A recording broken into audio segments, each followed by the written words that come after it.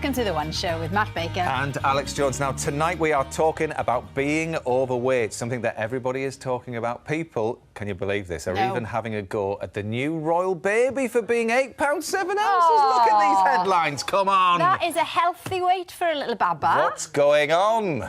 Anyway, luckily, we've got just the man to speak to. He's helping Britain fight back against genuine obesity. Please welcome Hugh Fearnley-Whittingstall. Thank you. Good to see you, Hugh, as always. As always.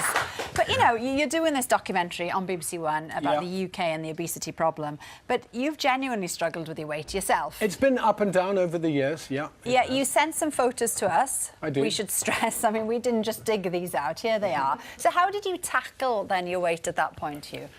Well, my approach, I'm not much of a calorie counter, and I'm not much of a giver-upper. So it's really about cutting back. So for me, the three things are booze, the carbs, especially the refined carbs, you know, the pasta, rice, potatoes, and snacking, you know, and all those things. Most of us enjoy those things, but if you can enjoy them in moderation, you can stay a little bit healthy. And just very quickly, were you aware that you were overweight at that point? Or did you think you were all right? Because that's one of the biggest problems, isn't it? I tend to know roughly where I am at with my weight. Which is the key. But one of the key moments in the programme was I went to my own GP for a checkup. I thought I'd better find out where I am. And he said, well, your BMI is just over 26. That means you're officially overweight. But he went on to say, that means you are at increased risk of getting type 2 diabetes or having heart disease, or those things. So what's alarming is knowing that you're in the stats. Hence why you're looking so svelte now, Hugh. Well, I have lost a little bit. Yes. But, you know, 2/3 of us are in the stats. 2/3 of us are overweight or obese. And this is why it's such an urgent issue, and we need to get a grip on it. Well, before we get into the nitty-gritty of Hugh's new series, let's look on the bright side, as we always tend to do, don't we, on this show? Well, we asked 3 people to tell us how they tackled their obesity and turned their lives around. My name's Ty, and 4 years ago, I weighed 19.5 stone. So I knew I was big. I never thought I was massive. Did it bother me? Yeah, I suppose it did a little bit. Did I do anything about it? No, not really, because I was enjoying the lifestyle that I had. In 2016, I was having a cup of tea. Apparently, I took a very sharp intake of breath, passed out. And I looked round, and clearly he was in real trouble. I started doing resuscitation on Ty because at that point, he didn't have a heartbeat. The thing most in my mind was get my husband help and keep him alive. I struggle with this.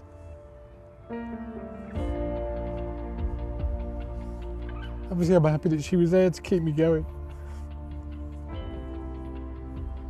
So I had to do everything I could so that she didn't have to go through that again, really. Ty's medical team were quite clear. 5.5 stone Ty had to lose. As the weeks went on, it was just dropping off, and just everything started to improve. Apart from a dodgy ticker, I'm probably fitter and healthier than I think I've probably ever been. My name is Faye, and I used to weigh 21 stone 5 pounds. My relationship with food kind of became a bit of a comfort. When I got into secondary school was when it really started to rapidly spiral out of control. The weight I was carrying at that point pretty much stopped me from doing everything. I didn't go out, I didn't socialise that much, I didn't want to see people because I was embarrassed of the person I was. I was going to a Christmas party with work, and I was on public transport, and someone came up to me and offered their seat because they thought I was pregnant. It was the most humiliating experience of my life, and I knew that even if I'd taken the seat from her, I probably wouldn't have fit in it anyway. Following that incident, it was kind of what made me realise I wanted to lose the weight and change how I was. So I joined a slimming club. Learning how to cook new things, learning how to cook things in a healthier way, that was the biggest contributing factor, I think, to what helped me lose weight so successfully. It's just great to know that I can spend the rest of my life as a different person. My name's Danny, and I weighed 25 stone. My way of dealing with problems in my life was to overeat, and that's how in a 2-year period I doubled my body weight. Me and my wife decided we want to try for a child. For 3 years we had no luck whatsoever. So we went to the IVF specialist, and the doctor said because of my weight it's not going to be very likely to work. I was ashamed to think that it was probably my fault that we couldn't conceive. So that was the kick that really started everything. Within a month and a half, 2 months, I'd already lost 2 stone. And my wife, she'd done a pregnancy test and we found out we'd conceived naturally. I just burst into tears myself and we were just a blubbering mess of emotion. Initially, I was losing weight so we could conceive to have a child. Now, I continue to lose weight so I can be the best dad possible for my son. Oh, what a great outcome, isn't it? Wonderful. Emotional. Lovely. Emotional Very stories. emotional stories and amazing. I mean, I've been working with fantastic people like that over this year. Yeah. It is emotional.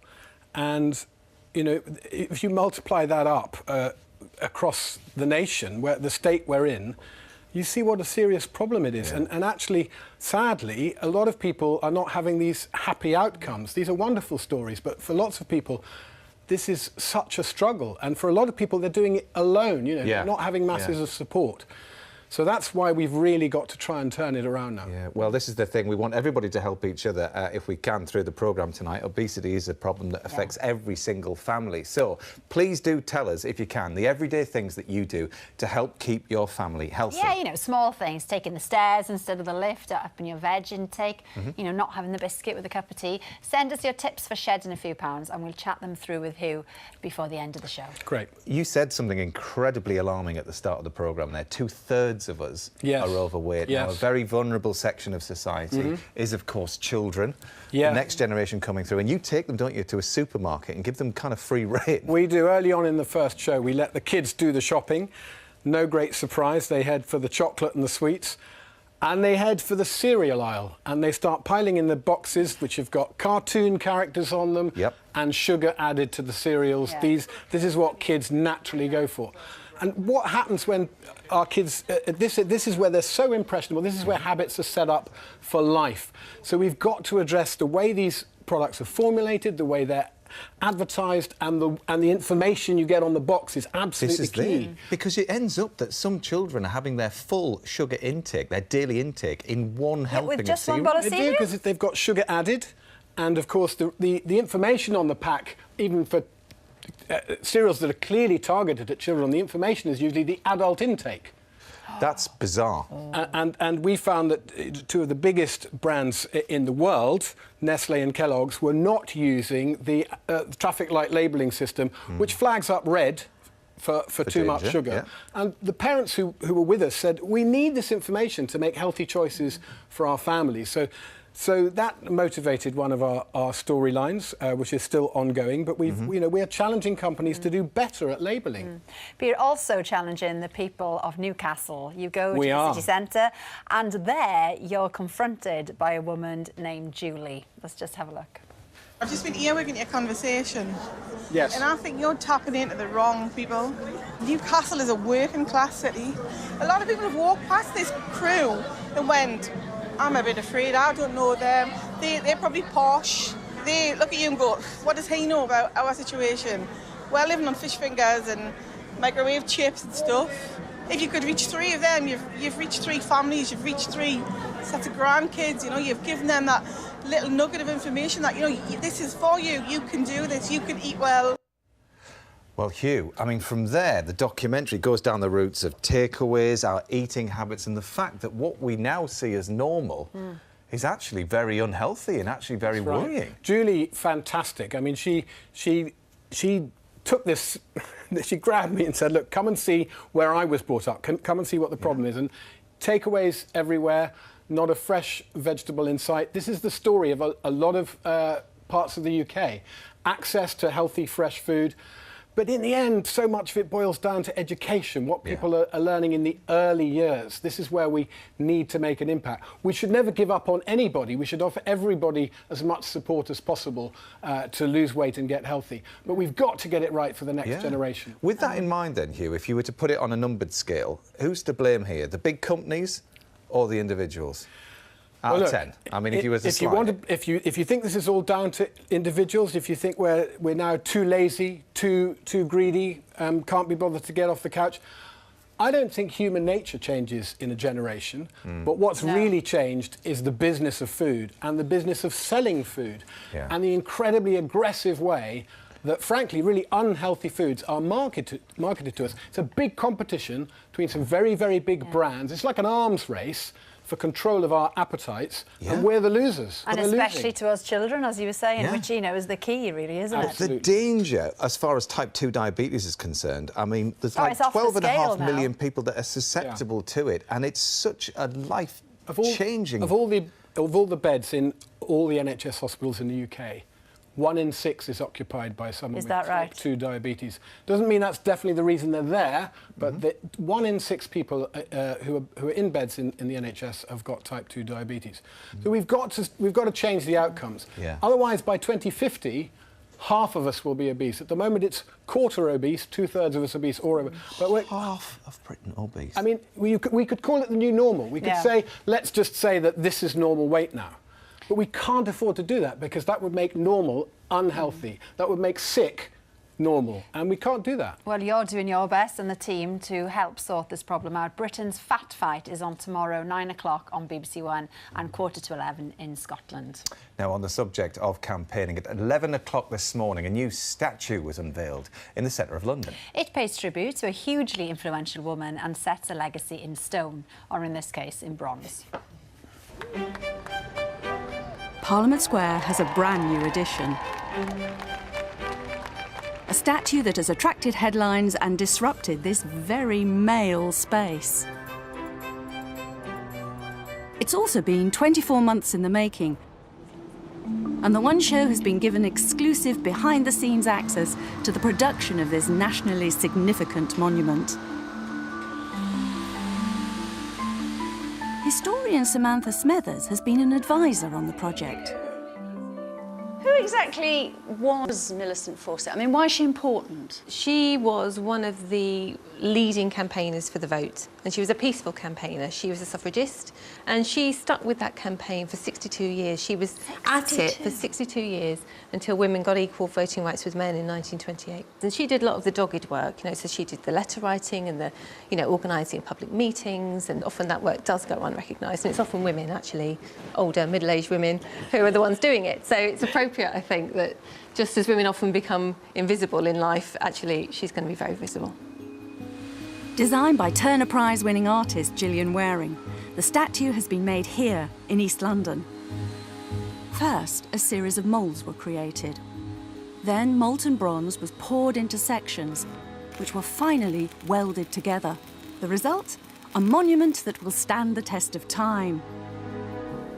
The detail on it is fantastic, isn't it? Everything about the statue is being very carefully researched. And in fact, there's a brooch that she's wearing on the statue, and I've got the original here. Oh, that's so pretty. Yeah. She was awarded this in 1913 for steadfastness and courage, you see. And there she is wearing it. And there she is wearing it, absolutely, yeah. And I think she is going to be the most impressive and powerful statue in the square by the time she's there, beating all the men. It's a remarkable work of art, but why has it taken so long to commemorate a woman in this way? I've come to ask the man who commissioned it. It beggars belief. When you look around our country, roughly speaking, only 3% of statues are of non-royal women. Churchill said, history will be kind to me because I intend to write it. Well, I suspect history's been written by too many blokes because it's been very kind to blokes. It is a case there is still gender inequality 100 years after the first women got the right to vote. But having statues in public places, hopefully, will lead to attitudes being changed. And our city is powered by great women, and we should celebrate that. And for these women, it's a particularly significant moment. So how are you all related to Millicent Fawcett? 3 of us are great-great-great nieces, and these 2 are great-great-nieces. That's a heck of a lot of greats, isn't it? How has it impacted your lives, knowing that you're related to such a woman? Yeah, I think we are a very determined lot, but I know my husband often said, oh, I've got these strong women. How do you feel about Millicent being recognised in this way? It's definitely overdue to have a woman in Parliament Square. Parliament was where Millicent was campaigning, so I think it's very fitting. Like, we're very proud, I think, to share her example with the world, really. And the wait is nearly over, because the One Show has arranged a very special unveiling just for the family. Excited? Yeah.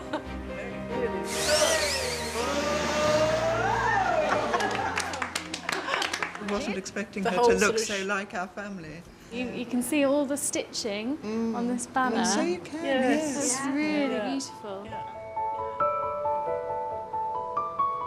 Millicent once said that the movement was like a glacier, slow but unstoppable. A century on, we are still fighting some of the battles that these brave campaigners began. Which is all the more reason why we should recognise their efforts and give women like Millicent Fawcett the recognition they deserve. About time too. Now, you know, the Fat Fight is your current campaign, but of course there's been coffee cups, there's been ivory, there's been the fish fight as well. Yes. What for you then is the key to a successful campaign? How do you get people's attention? Well, I'm lucky to have a fantastic team, incredibly creative people who come up with lots of brilliant ideas. But what we spend quite a lot of time thinking about is how to embarrass companies into doing the right thing. Is that right? And yeah. You know, because in the end, and politicians too, when it comes to it, because in the end, you know, we vote with our shopping trolleys. Yeah. Big business doesn't want to lose customers. Politicians don't want to lose votes. No. So get the public behind the issues. Public support, massively important in all these campaigns. I mean, I hope that, I mean, there are lots of opportunities as these programmes go out for viewers to make their feelings felt. Yeah. And we've got social media now. We can absolutely sock it to the companies, we can sock it to the politicians, we can tell them about the changes we want to see. It doesn't matter what I want, it's what everybody wants. Well, there's going to be a few cereal companies that are pretty embarrassed after this anyway. Well, his campaigns are all about people changing things that are in their control. Dr. Salia Hassan has been to meet an inventor who is helping people for whom that sadly isn't true. Much of what we do without thinking relies on precise coordination of our hands. Something that for many, like Alison in Bath and Tom in Essex, can be extremely difficult. Say that plug there, I can't even put that on there because I shake about too much. OK. It's just ridiculous. Like over 1 million people across the UK, Tom and Alison suffer with a severe hand tremor. It's just a challenge using normal things like a dustpan and brush. When I go to hold it, the dust just flies everywhere. People don't realise how disabling it is. I'd give anything to stop doing this so I could live a bit more normal like. Tremors are caused by neurological problems like Parkinson's disease in Alison's case, or essential tremor in Tom's. And unfortunately, medication doesn't always work. So Tom and Alison are taking part in a new trial that hopes to transform the lives of sufferers. Good afternoon. I'm Thalia. How are you? Hi. Come on in. Good, Come on in. Thank you. Inventor Fai Ong was a medical student when he decided to try and tackle the problem. Not through medication, but with physics. He decided to build a device based on a very simple technology. What we really thought was exceedingly elegant as a solution was a simple gyroscope. A gyroscope is a gadget that's designed to remain steady and in the same position. As the wheel inside the mechanism spins, a force is generated, keeping the gyroscope upright. Fai believes the same concept could stabilise hand tremors. So our basic understanding is that if we take this and fasten it to the hand, then we have at least a good chance of reducing tremors as best as possible. Fai has incorporated industrial-strength gyroscopes into a prototype glove that he's trialling with sufferers. All right, welcome to our little office. Right, Let me just grab a seat here, if that's all right. Tom's come in for his very first test session. Lovely. The glove is still in the development stage. Let's wait for it to get up to speed. Today, Fai is assessing whether the fit and size of the device is appropriate for Tom's tremor.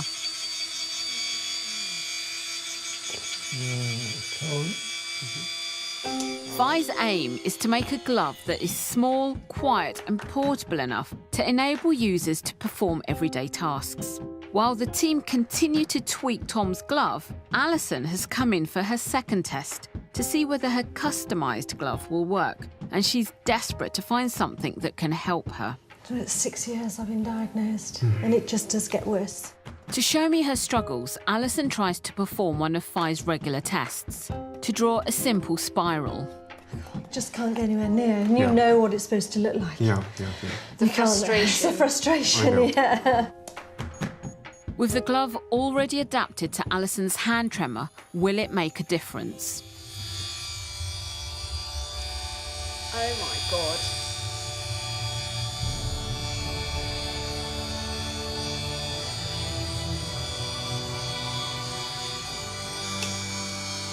That is like, I'm so blown away by what I've just tearful. seen. I find it hard because it's control of your hand again. Wow. It's the most amazing sensation to have your hand back. How do you feel? It's just wonderful because you feel like you've got two hands again. It's a remarkable result for Alison and a great step for Fi and his team towards releasing their first glove to target those who need it most. Being here today has been a real privilege. Watching Alison draw that spiral and that look on her face when she did it was priceless. It was so emotional. And if the trials work out, it could help transform the lives of thousands of people who suffer from this debilitating condition. Isn't that fantastic? Yeah, some of the stuff we're hearing and seeing on tonight's programme. Thank you, Salia. We've spoken to Alison and she's heading back to the lab this week for more tests, and they do hope to perfect the glove early next year. Good news. We're joined now by Hadil Ayub, another inventor, who's brought along her own amazing bit of tech, another glove. Just show us what it does then, Hadil, if you would. All right.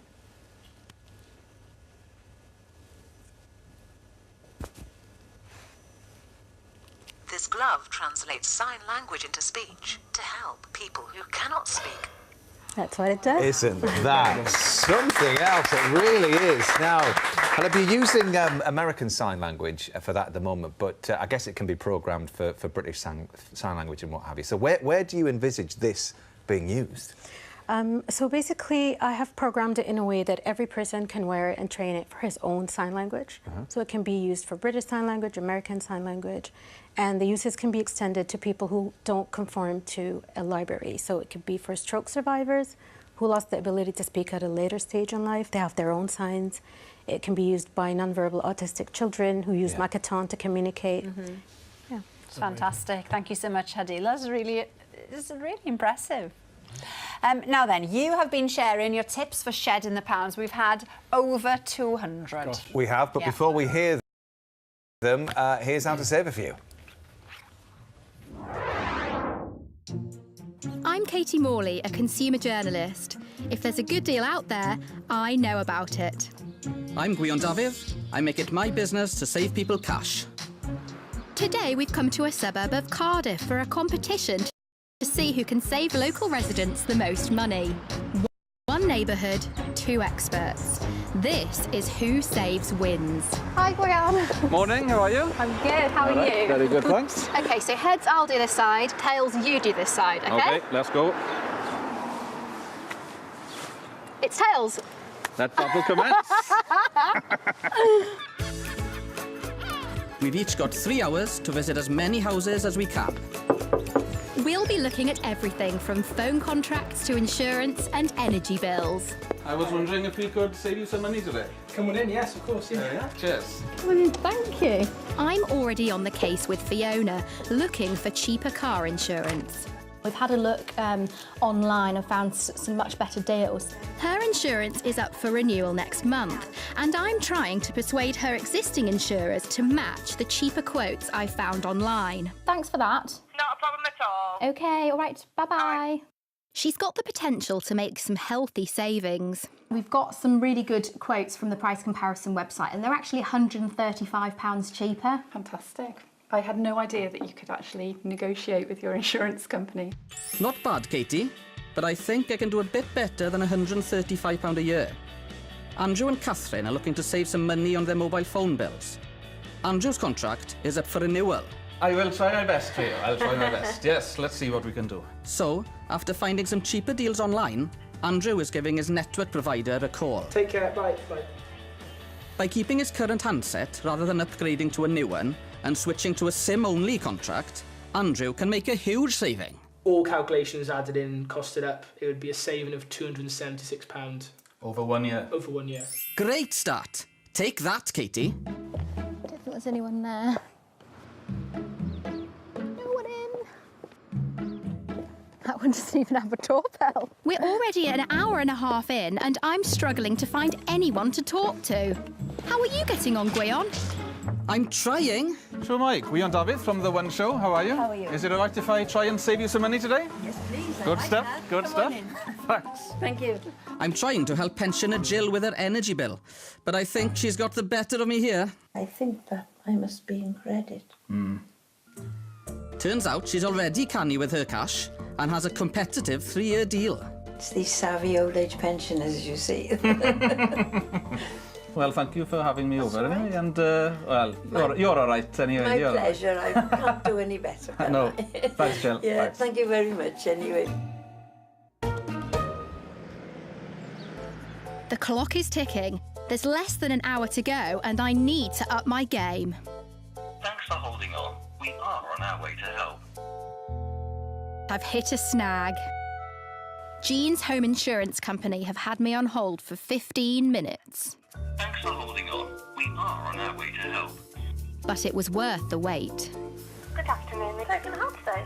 Despite her insurance not even being up for renewal, I've got good news for her. Right, OK, so that's about half what she's paying at the moment then. OK, well, that's lovely. Thank you, bye. Well, that was good. It was, but I've lost the will to live. You must have too. Well, I have nearly, but we have managed to slash your bill in half. So I think it was worth that agonising wait on the phone. That's a potential saving of £182 a year. Nice. And time is up. Hang on, I've barely scratched the surface. I've got voucher deals, shopping tips and all sorts. Save that for next time, Katie. Let's see who the money-saving champion is this week. Right, Okay, ready? should we reveal? Go on in. 3, 2, 1. Yeah! Oh my God, that's a hell of a deal. So, I've thrashed Gwion by potentially saving £681 for the residents of this neighbourhood. More than double what I've managed to achieve. Well, congratulations then. Thank you. You can buy me a pint now then. Maybe. I may have lost this time, but the residents of this neighbourhood could be £1,000 better off in just 3 hours. I reckon that's quite a result. Good result for Katie and Gwion. Yeah, yeah. Your fat-busting tips. And we've had, as we said, hundreds. OK, do you want to Loads. start? Go on, Hugh. Yes, Etienne in Norwich always parks the car at the very top of the multi-storey car park and takes the stairs up and down. Good one. Very good. Tracy says, get a dog. Get a dog. Very Gets you good. outside, walk in, rain or shine. This is from Ellie in East Sussex. Dish up your dinner as normal, then put half of it onto another plate and have it for lunch the next day. That's a really good Good. one. And we've got fantastic weight loss tips on our newcastlecan.com website, including that one. There you go. 3 portions of fruit for breakfast every day. Get the kids involved in cooking. They'll want to eat the veg they've chopped. That's from Becky in Hampshire. And Andrew says, this is a good one, get an allotment, grow your own fruit and veg.